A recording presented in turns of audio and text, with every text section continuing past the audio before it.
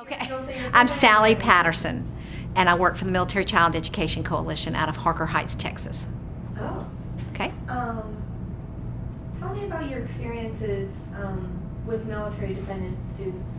Kind of going back, I was the school liaison officer for the Army at Fort Jackson for 5 years. Then I went to, before that, I was the military liaison for the school district that serves Fort Jackson. My husband is still serving as a commander in the South Carolina Air National Guard. So we have 3 children that are, have grown up in the National Guard. And then I've worked with MSEC for about 5 years. How has it been being a mother of children in the... Well, we've had a different experience because we have not moved around. We have not had the active duty situation, and even though my husband was activated twice, it was not the same experience that other people have had. My most experience I've had, really the most significant experience, is conducting these workshops all over the country, and last week I was in Germany, to be honest with you, so I've done it, kind of all over. So that's where I hear the stories from moms and dads and counselors and administrators and school teachers about what really children are facing, what children are saying, and what the children are asking for. Yeah. How has the organization that you were affiliated with helped in dealing with military dependents? We are very vigilant on research. We are on top of the most current research from military professionals, from educators, and from behavioral health professionals to make sure that we are bringing school personnel the most current information so they have the most current tools to help military-connected kids. So throughout the interviews we've been doing today, one of the topics that has come up is kind of how many military-connected students are there and where are they?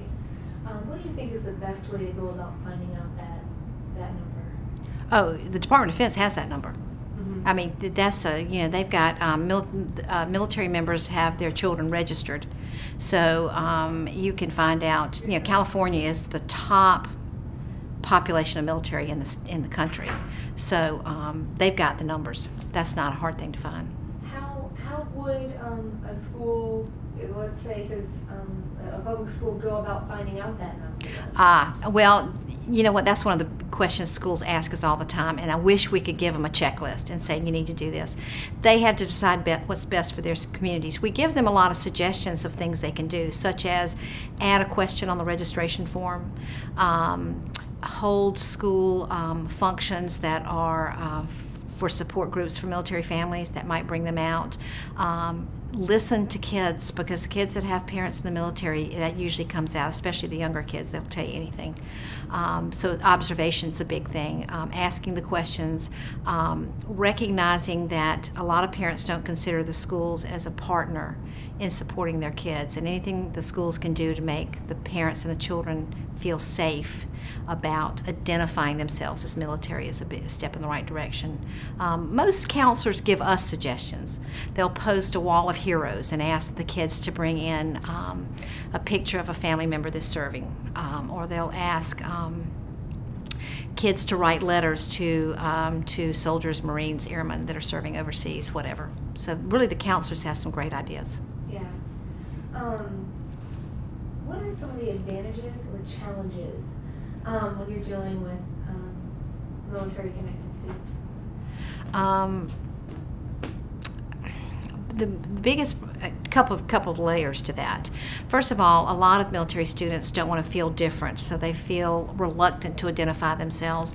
They feel there's a stigma in asking for help.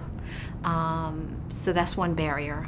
Sometimes the barrier is the lack of understanding and awareness in the school system, and not understanding that changes in patterns of behavior may well be symptomatic of changes in patterns at home. Yeah. Speaking of changes, I guess the military child's life is full of changes. Sure. Irregularity. What would be a good way to have a constant in the schools, if there is a way? Probably, and this is just off the top of my head, a constant point of contact for information dealing with the military. Not just whoever picks the phone up, but either, and maybe not a single person because of personalities, persons change, but always a guidance counselor, always a registrar at the school, that person, so that if there's news about military, it doesn't have to funnel through a whole lot of people. And dissemination of that information is pretty uniform in the way it gets out. Are you familiar with any of the initiatives or special programs that are targeted for military-connected students? From whom? The special programs from whom?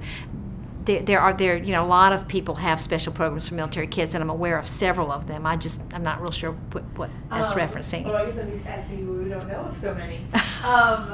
Well, what would you say are the top two that are really? Operation Military Kids, which is done and please check my citing on this. 4-H and land-grant universities, pair up for that.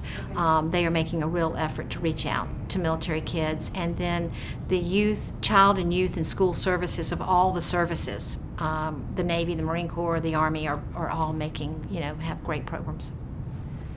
How do you think the public education has responded to the needs of military-connected students? That's kind of across the board. Some have been very excited to have the awareness created for them. Others have just decided that it doesn't affect them. So I can't say there's been a uniform reaction to it. A lot depends on what the training is we're doing and what the geographical location is. A lot of school districts think, we don't have military kids, but a lot of times that's because they haven't asked or they haven't really looked for them. Yeah. But in other times, counselors are just ecstatic over the ideas we give them to how they can go about asking for the military kids to identify themselves.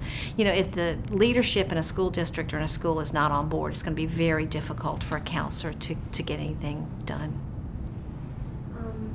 I just want to ask questions. You have been doing these workshops all over. Yes. What do you hope is what the students and interns get out of these workshops? You mean the students from here? Mm-hmm. I hope they get an empathy for what these kids really experience, and by that I mean more than just a checklist of it, but really